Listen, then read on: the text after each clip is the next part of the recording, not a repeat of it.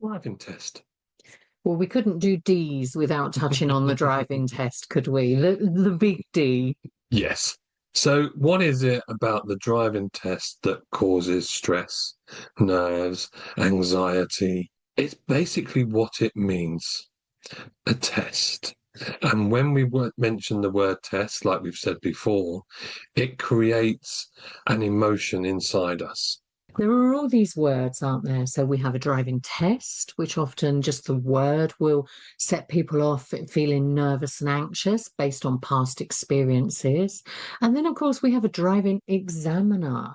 And exams and examiners is another word that can make us feel nervous or anxious. So I think we mentioned before in A's about swapping the word over to assessment to see whether that feels a bit more neutral, whether talking about it as a driving assessment, somebody assessing your drive to see whether you can drive safely and independently, making good, reliable decisions, seeing if that just feels less anxiety provoking. You might also think about the driving test that what happens? What am I going to do? Where am I going to go? How long does it last? So some of those questions will involve a feeling. It's like, I don't know where I'm going. So it's like, the feeling of being out of control.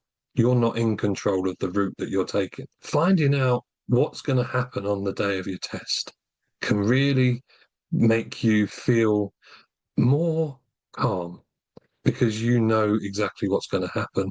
You won't know where you're going to go, but you'll have the process in place for you to be able to say, okay, I'm going to get to the test centre 5 to 10 minutes before my test.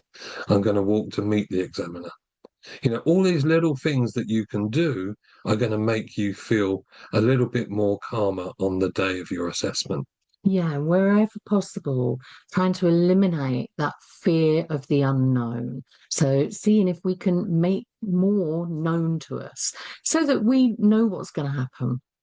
Also, remember, before you start your driving test, there's no marks on that sheet. And as long as you don't get them to make any marks on that sheet, you've passed your test or assessment.